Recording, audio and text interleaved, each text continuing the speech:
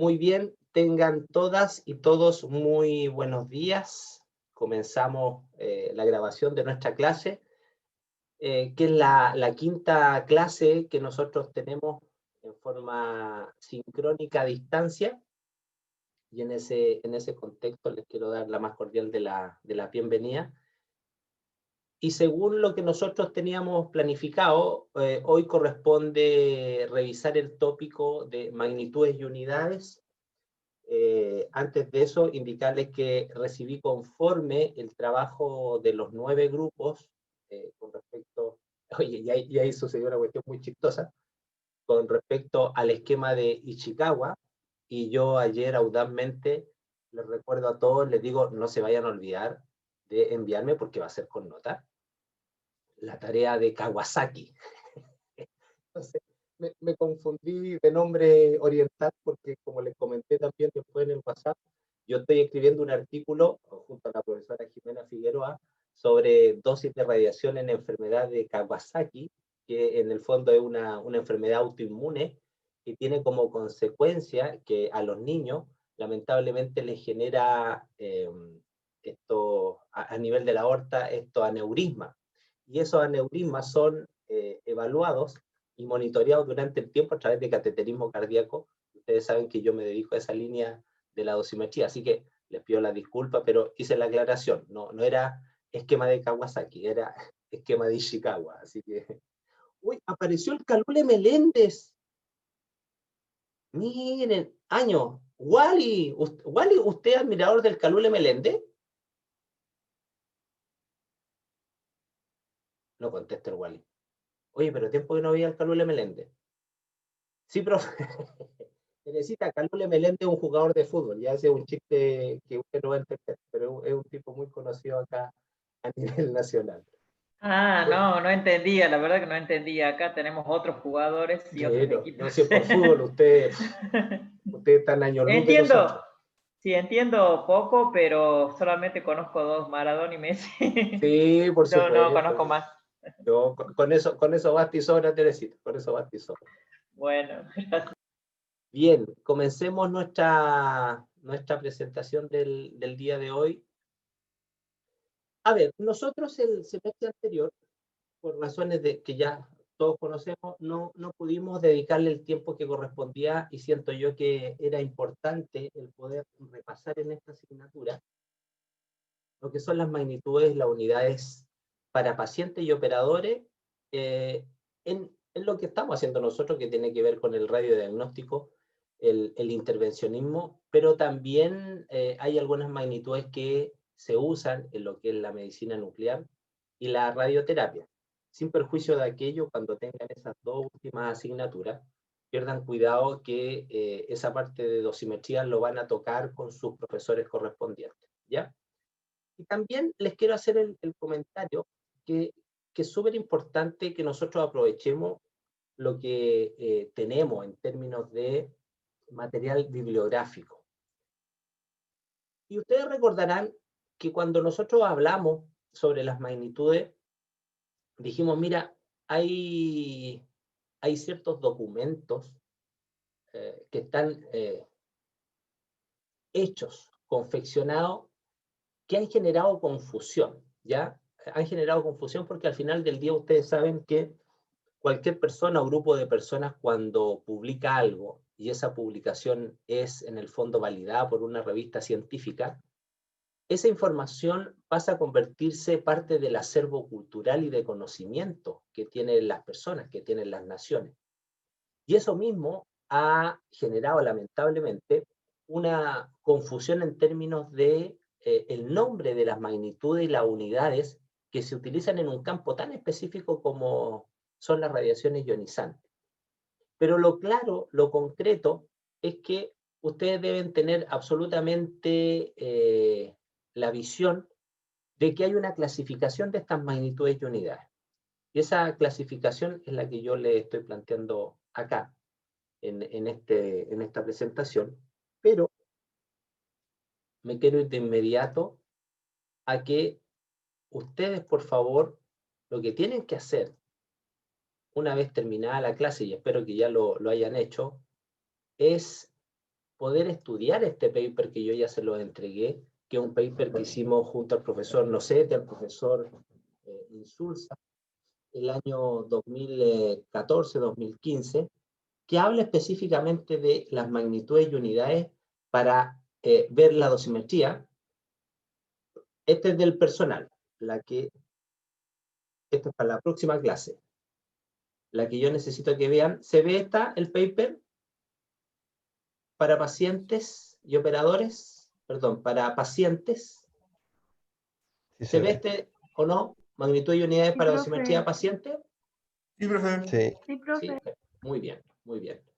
Entonces, este paper, junto con el siguiente que tiene que ver para los operadores, yo les pediría que lo estudien a conciencia. ¿Ya? Y yo les pediría que estos documentos pasen a formar parte de su biblioteca permanente que ustedes vayan a tener en el tiempo, porque obviamente con el trabajo diario, con el trabajo asistencial, se va perdiendo la información, pero recuerden ustedes que desde el punto de vista de la pertinencia profesional, yo les he dicho hasta el cansancio, y no me voy a aburrir de seguirlo reforzando, que ustedes como tecnólogos, como tecnólogas médicas, son el profesional, al menos en Chile, que más debe saber de radiaciones ionizantes.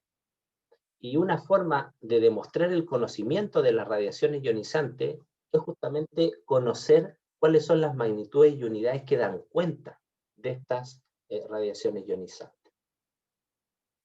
Por lo tanto, en la introducción de este artículo está la justificación del por qué la importancia de esto. Y es esencial que ustedes tengan claridad absoluta, que las radiaciones ionizantes generadas en el ámbito médico, en la imagenología, es la principal fuente de radiación artificial a la población mundial actualmente. Y eso lo hemos visto a lo largo de la asignatura de protección radiológica, pero hoy día se lo recalco, ¿ya? Se supone que el año 2021 va a salir un nuevo informe de la UNSCEAR o de la UNCEAR. Este informe, por lo que yo he tenido la posibilidad de conversar con el profesor Eliseo Bañó, que ya ustedes saben quién es.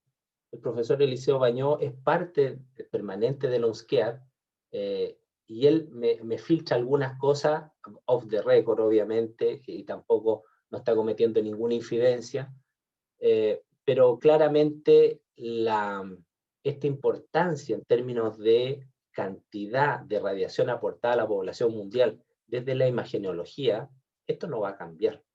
Lo más probable es que estos valores de dosis, ¿cierto?, que se le entrega a la población, hayan ido aumentando. Entonces, de ahí la relevancia, de ahí la importancia de que ustedes manejen muy bien esto. Y esta generación de radiación lo que va a producir es un incremento en la probabilidad de efectos. Y ya ustedes también conocieron la clasificación de los efectos de las radiaciones ionizantes, ¿cierto? Los efectos estocásticos o no determinísticos, o no estocásticos o determinísticos. Entonces, esos efectos, en la medida que el nivel de radiación aumente, la probabilidad de aparición de ello obviamente va a ser mucho, mucho mayor. Por lo tanto, se vuelve fundamental, se vuelve esencial que la comunidad médica se preocupe de los niveles de radiación que se están entregando. Eso es esencial. Entonces, alguno de ustedes puede pensar, es que yo me dedico a generar imágenes.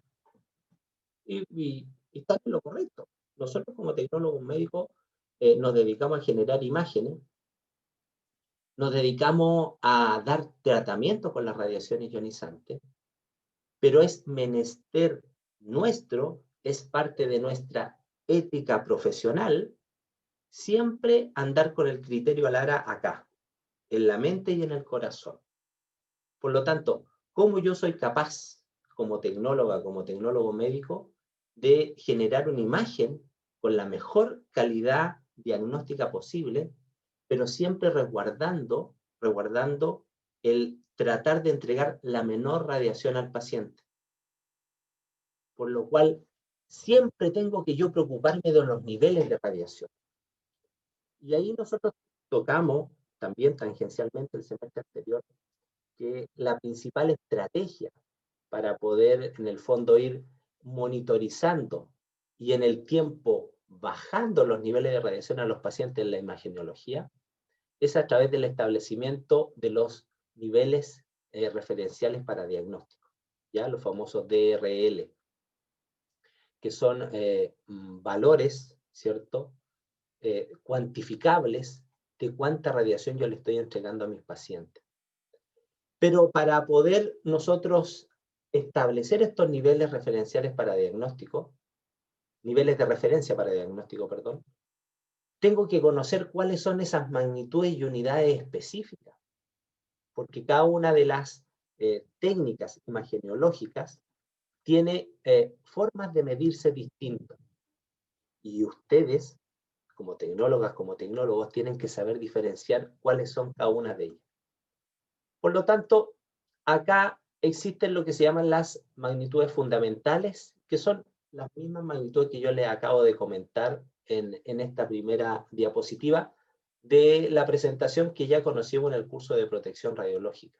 Entonces tenemos las magnitudes radiométricas, los coeficientes de interacción, las magnitudes dosimétricas y las magnitudes de radiactividad. ¿Ok? Entonces, ojo con ese aspecto. Esto ustedes lo tienen que manejar absolutamente al dedillo. Vamos a volver a la presentación y después retomamos lo que tiene que ver con esta presentación. No sé si hay alguna duda, alguna consulta, algún comentario que les gustaría hacerme.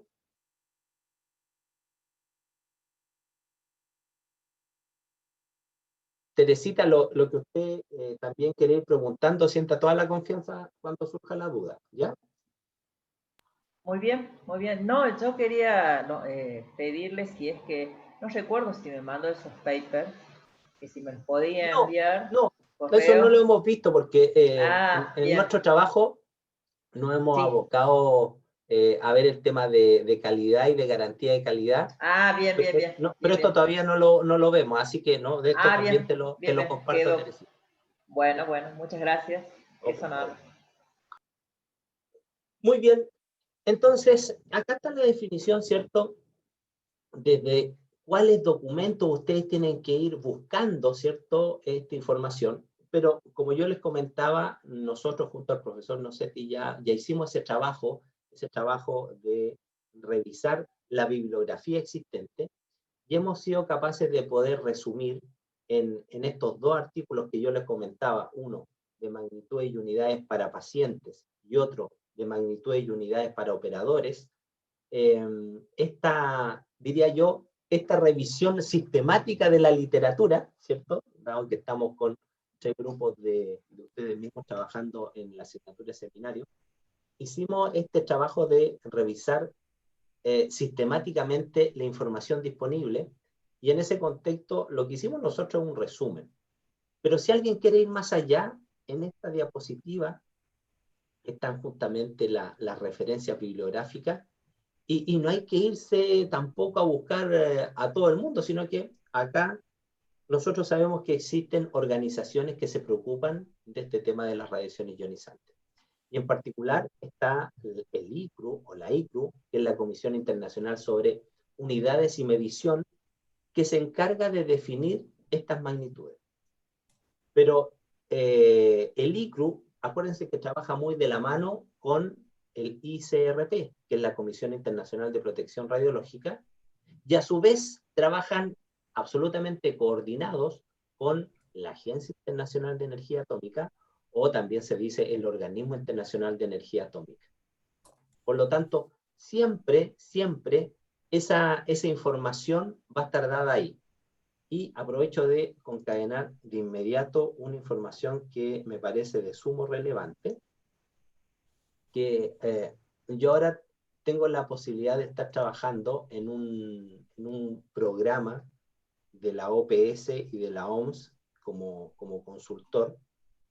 Y en este trabajo que estoy haciendo ahí, que más adelante se los voy a comentar, tuve que hacer una revisión, una búsqueda de alguna información, y me encontré con la grata sorpresa, miren, con la grata sorpresa, que la ICRP como cambió de editorial para publicar sus informes, como cambió, antes estaba con el Sevier y ahora está con, no me acuerdo el nombre específico, pero cambió. ¿Y qué hizo esta nueva editorial? Liberó una serie de informes. Sin ir más lejos, miren, el ICRP 135, que habla sobre niveles referenciales diagnósticos o para diagnóstico, que yo lo tuve que comprar el año 2017, que lo tuve que comprar, ya lo liberó.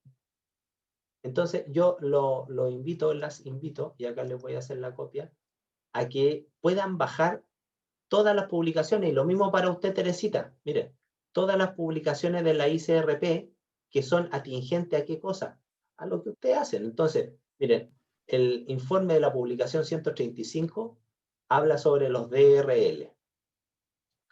Acá tenemos... Importante. Totalmente, y gratis, que es lo mejor.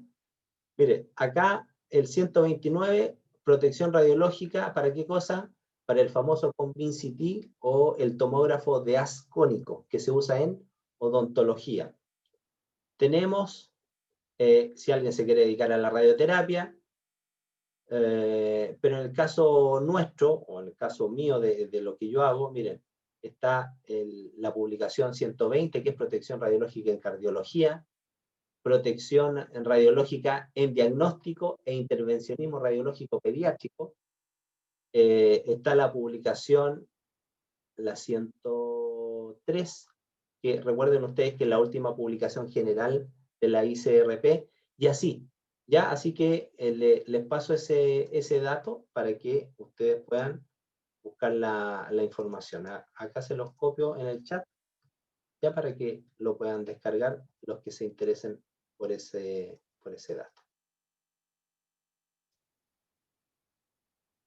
Bueno, avancemos en la presentación.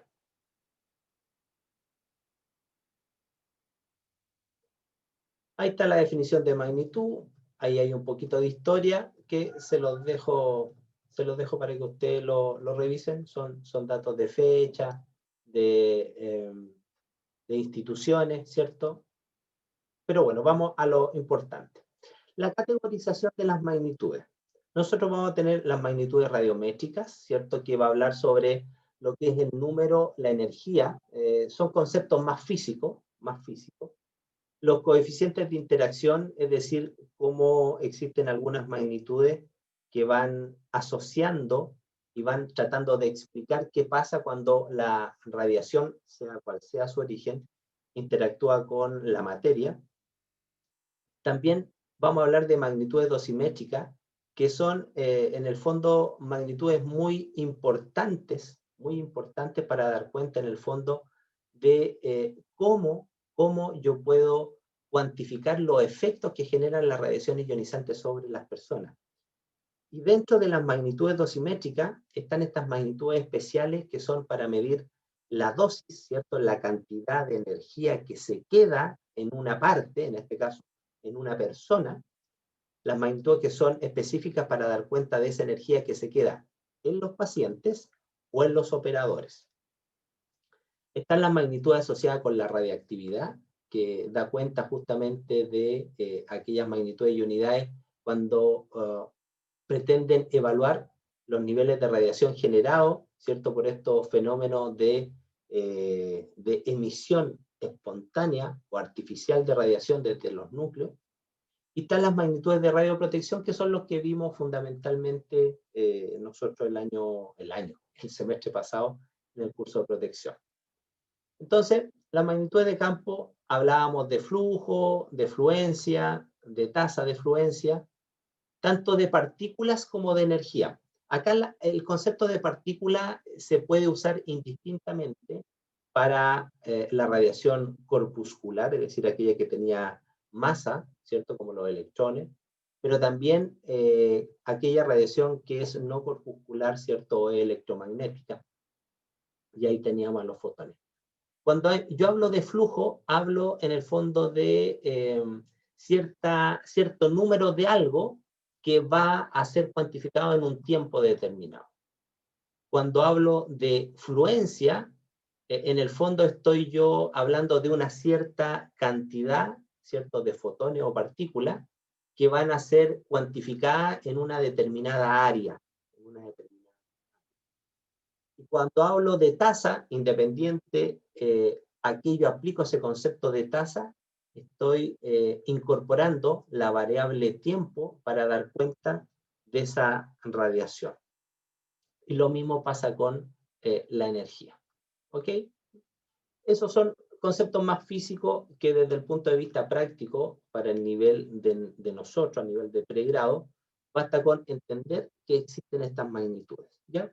Y en algún momento del tiempo yo hice unos ejercicios, pero en el semestre anterior y en este semestre no vamos a hacer ejercicios de cálculo de fluencia, de flujo, de nada de eso. Hablemos de las magnitudes de interacción.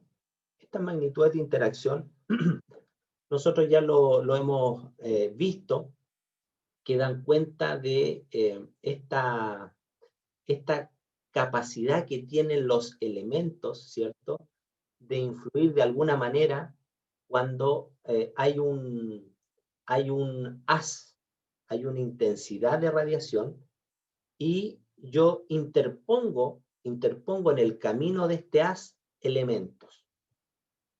Y yo creo que a estas alturas de vuestro desarrollo académico, ustedes tienen claro que ese fenómeno de disminución, ¿cierto?, del número de fotones de un haz medido en un punto y comparado con la medición en otro punto, cuando yo interpongo en ese camino algo, que incluso puede ser el aire, esa diferencia de intensidad, cuando yo digo intensidad me refiero a número, eso se llama atenuación, ¿cierto? Y el fenómeno de atenuación tiene dos vertientes, por decirlo así, o dos formas de atenuar la radiación. Una es a través de la absorción de la radiación y otra es a través de la dispersión de la radiación. Y en ese sentido aparecen, ¿cierto?, algunas magnitudes de interacción, siendo el más importante el coeficiente de atenuación lineal. Acá hay un esquemita mucho más claro, ¿cierto?, de lo que yo recién les acabo de comentar, donde vamos a tener nosotros un número de fotones que va a ser el número de fotones incidente. Ese número de fotones se va a ver en el fondo influenciado porque va a haber en el camino que él recorre un material. Ese material va a generar una atenuación de la radiación, es decir, una disminución en el número de los fotones originales.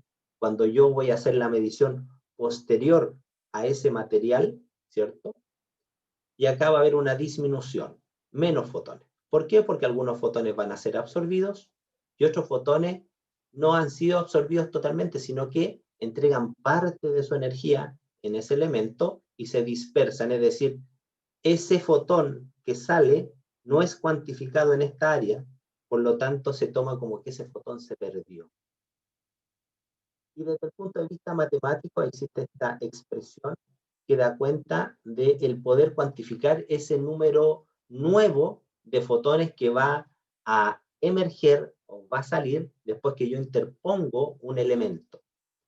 Ahora, esta fórmula, ¿cierto? Esta fórmula tiene diferentes partes. Acá tenemos el número de fotones que emerge, este es el número de fotones iniciales, y el fenómeno de atenuación de la radiación tiene esta expresión matemática, donde este coeficiente o este factor es lo que se conoce como coeficiente de atenuación lineal. Este valor X es el espesor del elemento que yo voy a colocar en ese camino del haz para generar esa atenuación. Y mi pregunta es, cuando este espesor de ese material es capaz de generar la disminución a la mitad de la intensidad de la radiación original, ¿cómo se llama ese espesor en radiodiagnóstico? Capa hemi-reductora o Capa En hemi-reductora, muy bien. Perfecto. ¿Y Bien. cuando es capaz de reducir a la décima parte? la desirreductora. desi-reductora. Muy bien. Y desde el punto de vista práctico, ¿de qué me sirve el coeficiente de atenuación lineal? Si yo lo conozco de un elemento, ¿para qué me sirve?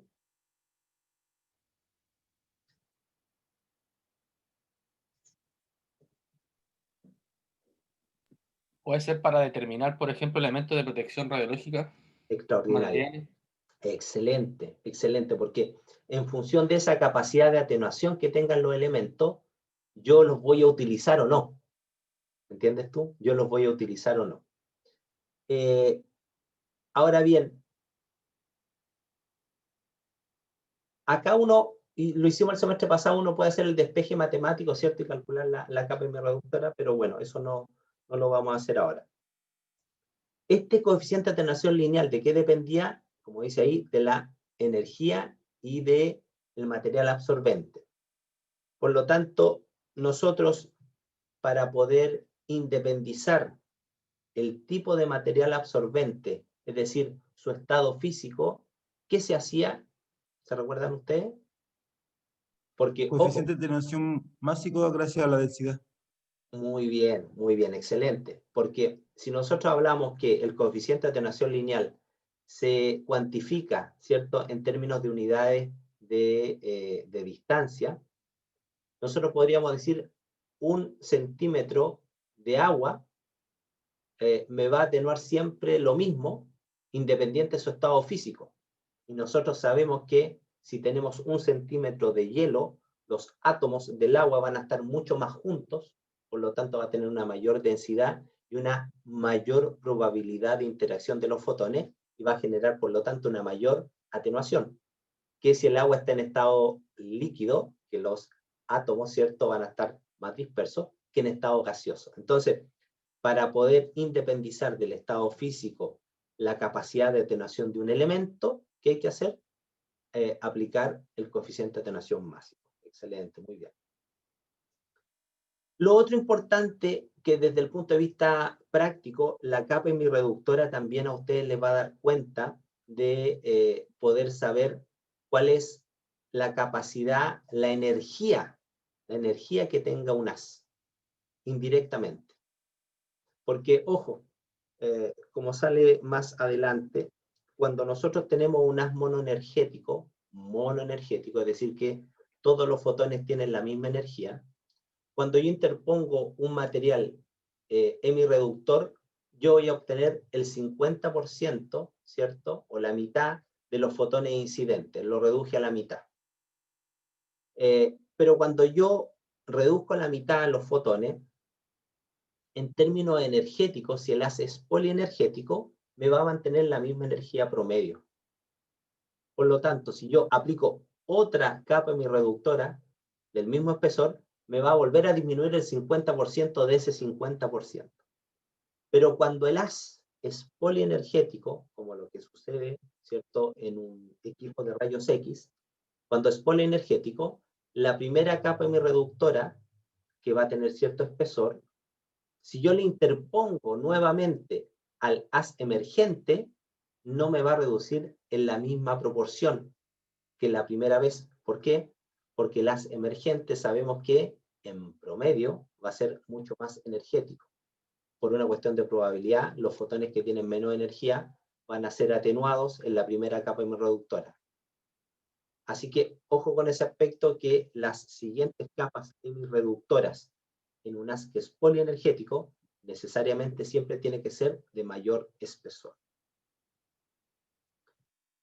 En cuanto a las magnitudes de interacción, pero no son magnitudes, sino que una cuestión conceptual, ustedes saben que hay que hacer la diferencia entre la radiación del haz primario, la radiación dispersa y la radiación de fuga. La radiación de fuga es la que sale del equipo, del tubo, de la carcasa, producto de que con el tiempo la indemnidad del tubo va perdiendo esa hermeticidad, esa capacidad de atenuar todos los rayos.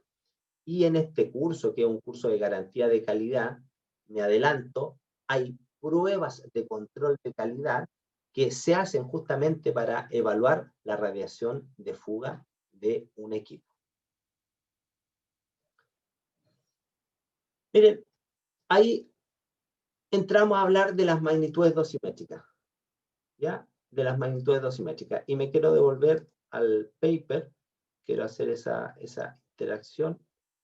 Ya, pero vale, ahí volví a grabar. Vale. Ya, chiquillos, ahí volví a grabar. Ahora, todo lo que yo estoy diciendo ahora es igual a la clase, o muy parecida a la clase de protección, así que no hay problema con eso. ¿Duda, consulta con respecto a estos, chiquillos? Esto hay que digerirlo, ¿vale? Hay que digerirlo.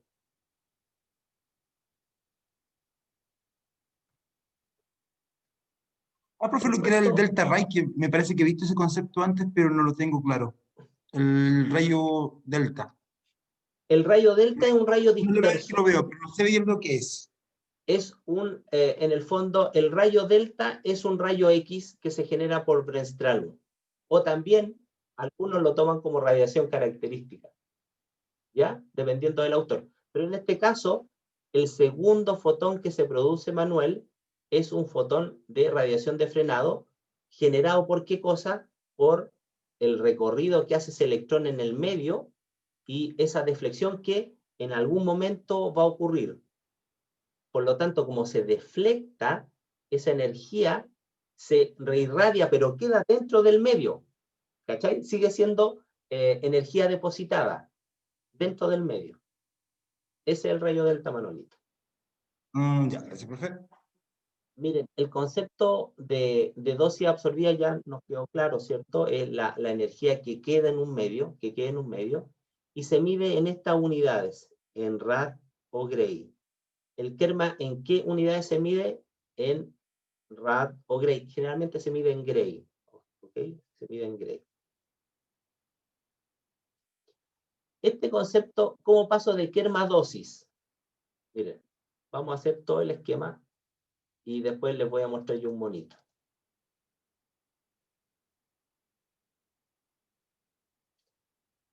A ver, nosotros dijimos que el Kerma, ¿cierto?, era la energía que se transfería desde la radiación directamente ionizante, perdón, de la indirectamente ionizante a la directamente ionizante.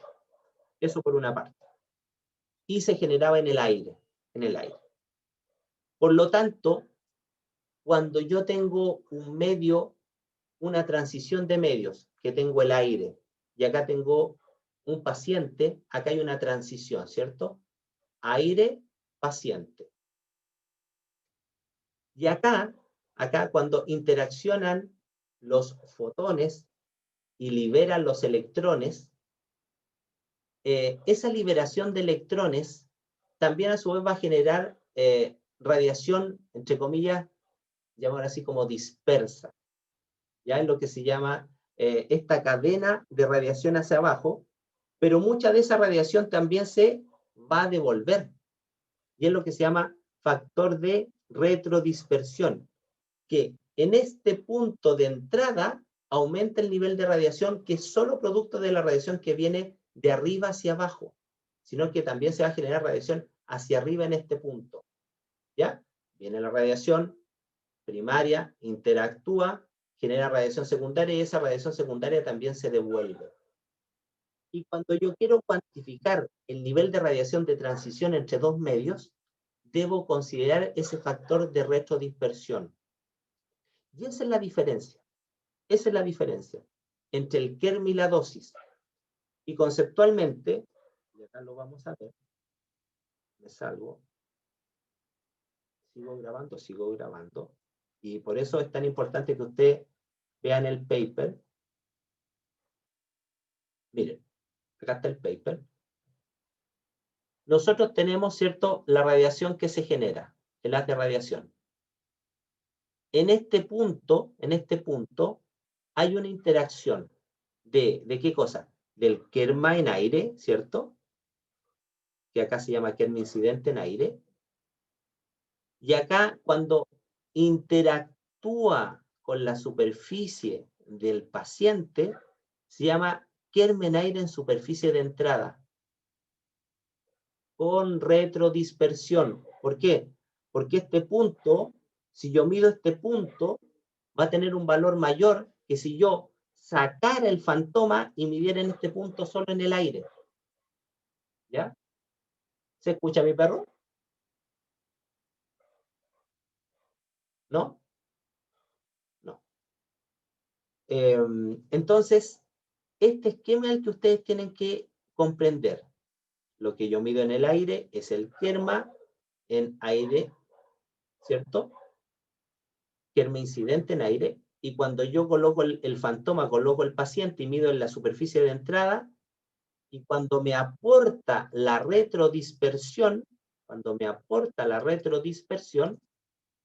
yo tengo el kerma en aire en superficie de entrada con retrodispersión, más conocido como dosis en superficie de entrada. ¿Ok? Dosis en superficie de entrada.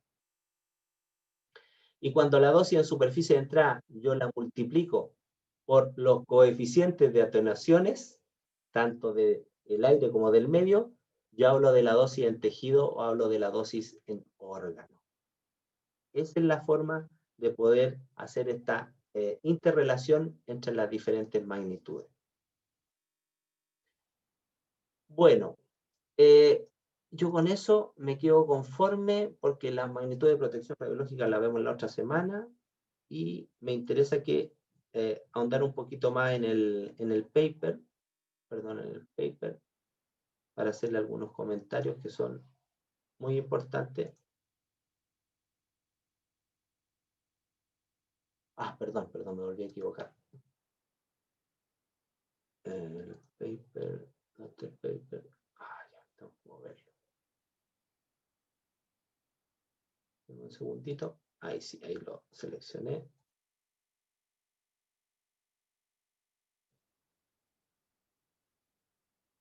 Teresita, es una sigla kerma, energía cinética liberada por unidad de masa. Exactamente, Teresita. Así se entiende el concepto kerma. En el fondo, el kerma es la evolución del concepto de exposición. Eso es, Teresita. Ahora, las cámaras de ionización no se calibran en términos de exposición, sino que lo que tú mides es el kerma en aire. Eso es lo que tú mides. Perfecto, entendido. Con respecto a las magnitudes, miren, dentro de las magnitudes dosimétricas, se hace una clasificación de magnitudes especiales. Son dosimétricas especiales. ¿Por qué especiales? Porque se asocian con los procesos o los procedimientos de fluoroscopía, radiología, radiología dental, mamografía, cateterismo. Y acá es donde comienzan a especificarse magnitudes que son